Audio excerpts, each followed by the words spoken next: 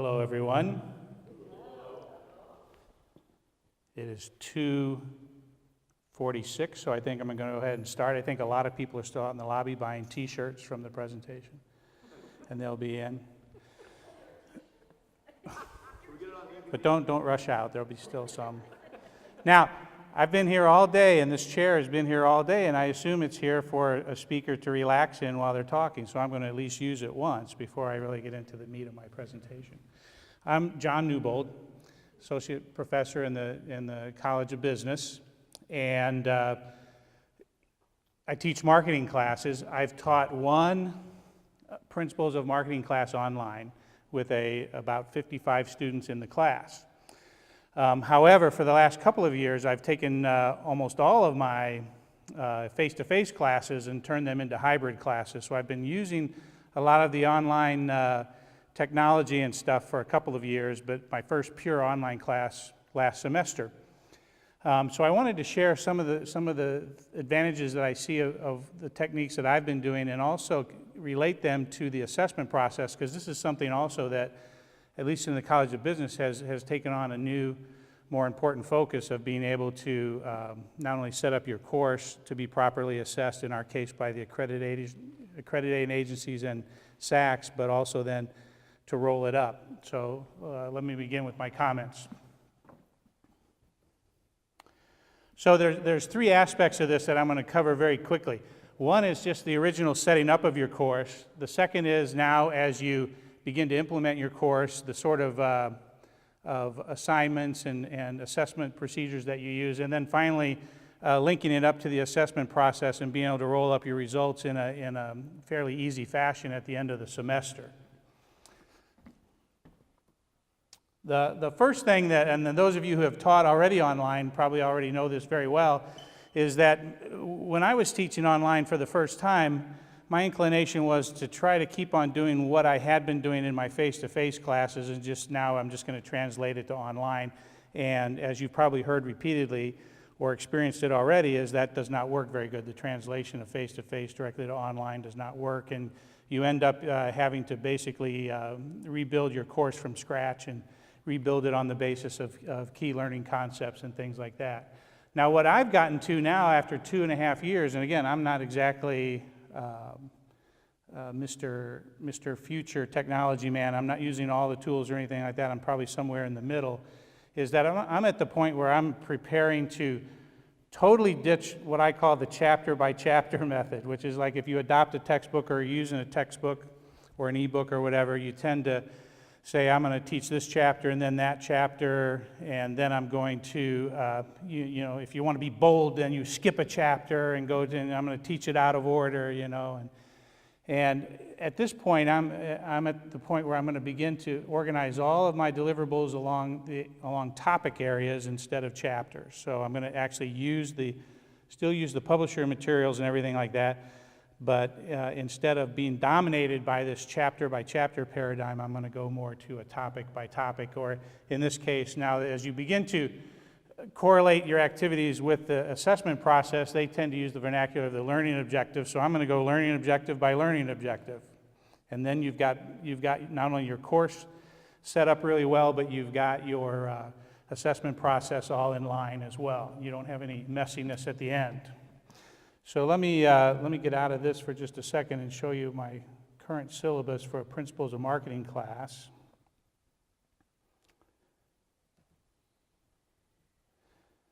And again, it's a little bit voluminous, but let me just... So you have a course description. Now, instead of what I used to have was kind of this, again, I've been teaching here for about 10 years, and I used to have kind of a boilerplate thing at the front of all of my principles classes that said, you're going to learn about marketing, and here's some of the top topics. And I never worried that much about correlating what was in the syllabus, particularly that front end, with the other activities, which I hope you can trust me to say I'm not that sloppy throughout the whole thing, but I was treating the front of the syllabus like boilerplate. Well, now with the assessment process, we now, using some of the vernacular from our assessment process, I'm now using this learning objectives approach and putting it explicitly in the front of my syllabus, so you can see the gaining factual knowledge, and then just here it is a little bit of a laundry list and then some of the other objectives. Now, what I want to do is rifle through here and show you the list that I use now that I explicitly put in the syllabus that says, here's what we're going to be covering. I'm sorry, it's going a little slow.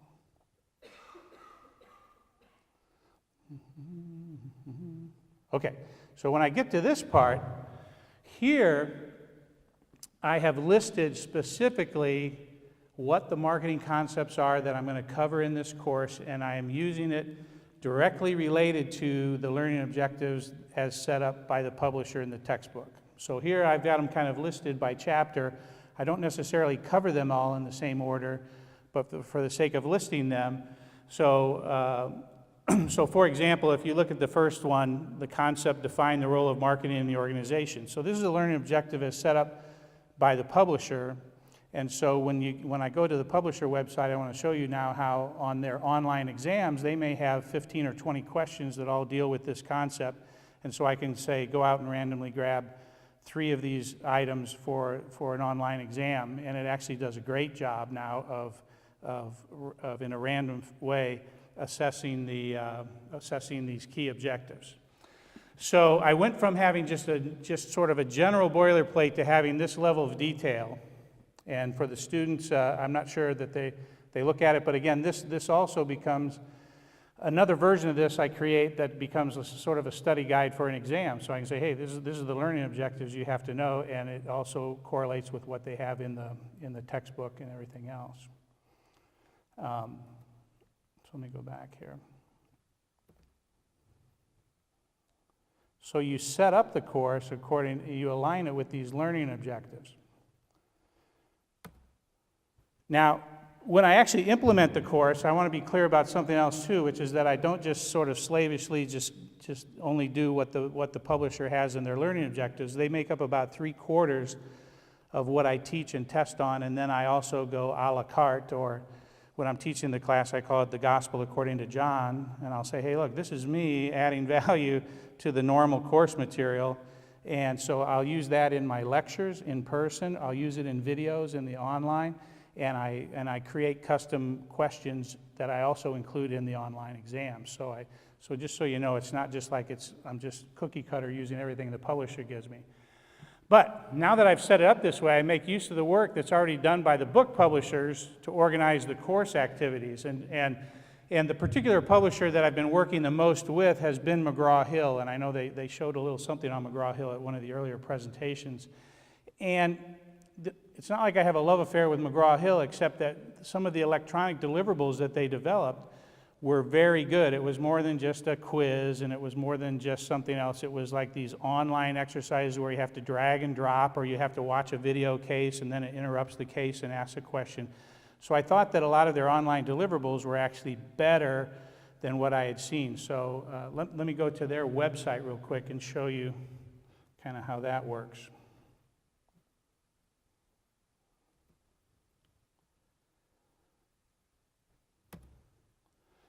So this is the course site from the teacher's point of view, and so you can see sort of the layout of a section 1, chapters 1 through 7, and then there are activities for each chapter. And let me just kind of open up one of these so you can kind of see if you're not familiar with McGraw-Hill.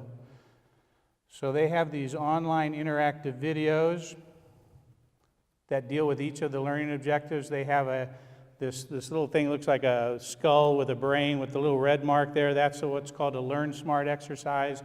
And the first homework assignment is a drag and drop thing that's related to a particular concept called the marketing mix. And so again, so every student then, even on my face-to-face classes, I make them go out and complete all these types of exercises, which all are directly related to the specific learning objectives.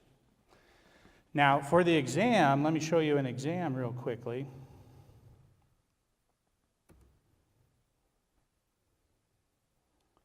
So here's an exam over chapters 1, 2, 3, 4, and chapter 7.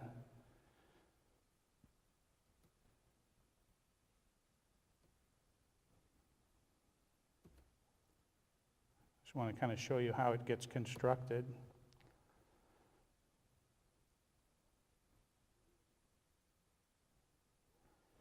So for the exam here, you can see the list of questions. Now the first few, well, no, actually, my custom questions are at the end. So you can see here, like, for example, for the learning objective, the role of marketing, in their test bank, they have 24 questions, but what I'm doing is asking the computer to, when somebody logs on to take the exam, to randomly select 3 out of those 24. Now, before I do all this, I also go through the entire test bank and I take out questions that I don't particularly like or that are not particularly germane. And so I do some sort of what I would call cleaning up of the test bank, you know. But what's nice about this is that it helps from the testing integrity standpoint that no student is actually, there's not just a couple of questions that are being used on a consistent basis so the students can't share their answers with too many people or anything like that. Now, so for every concept, again, the number of questions in the pool varies, but there's usually a pretty good number of questions of which you can pull, and I generally try to pull 2 or 3 questions from each one, although in some cases I've got just one because there's only 3 questions in the pool. Okay, so you set that up on your exams. Now what's kind of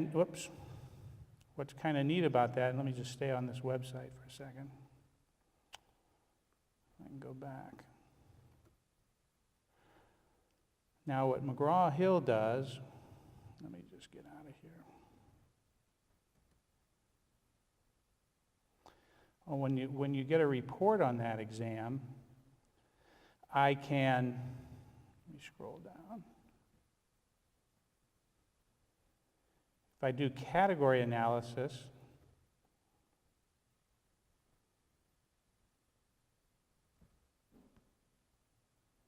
see if it's going to go.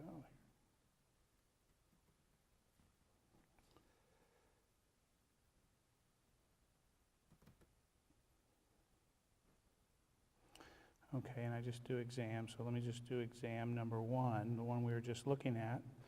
So if you see here on exam number 1, when I go to the publisher website, I can look at the results by AACSB, which is the accreditation agency, or by Bloom's, which I don't use as much. I can look at it by chapter, but the one that I really use a lot is that box there that says learning objective.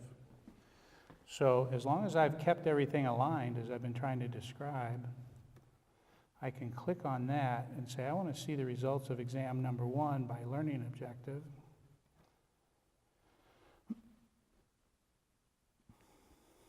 And it'll create this report, which you can export to Excel. And so it'll tell me, for every one of the learning objectives, in this case I had about 36 students taking the exam, it'll tell me what their scores were, how many questions addressed that learning objective, and then what the average number that were correct, which is generally on our assessment, if you're using these embedded questions, what you end up doing is setting a standard. It might be you're expecting 75% of the students to get this construct right. And if less than 75% get it right, then you got to go back and figure out what you're going to do to improve the teaching in that area. But the thing that sort of was a pleasant surprise for me as I got into this and everything was how easy this particular reporting tool made it for me to now put together the assessment for the Principles of Marketing course. And again, just to kind of show you here.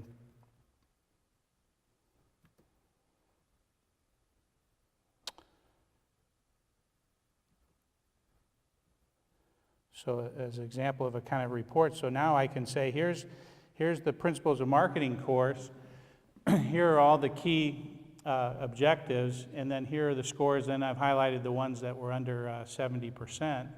And then you take a look at that and you try to understand, you know, what you can do to change your pedagogy going forward for the purpose of continuous improvement. Okay.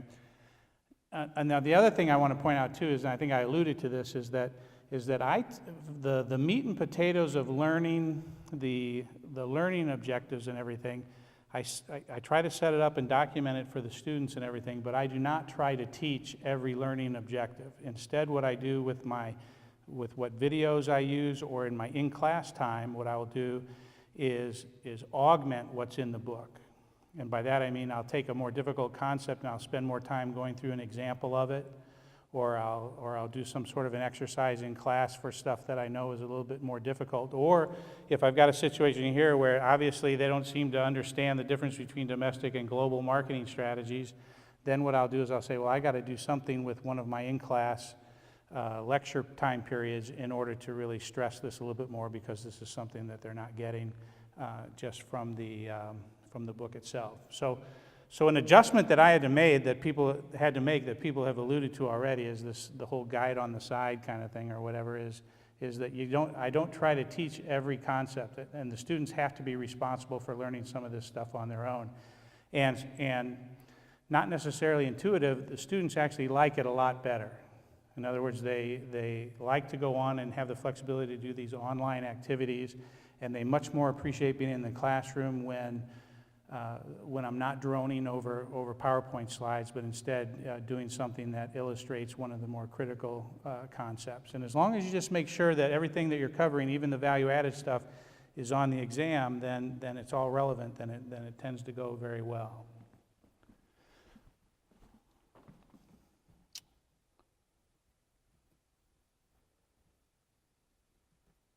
Oh, I don't want to do that.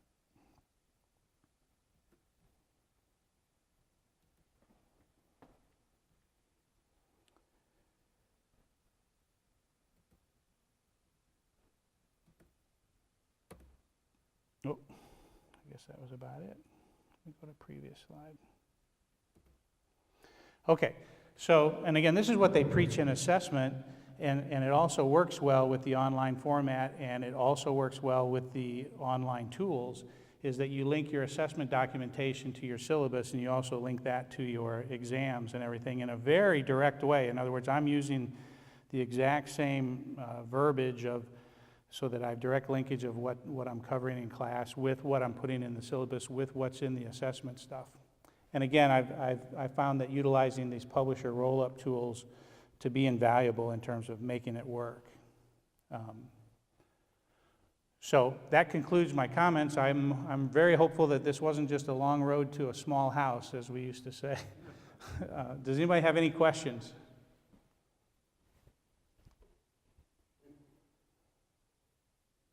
All right, wow. Thank you all very much.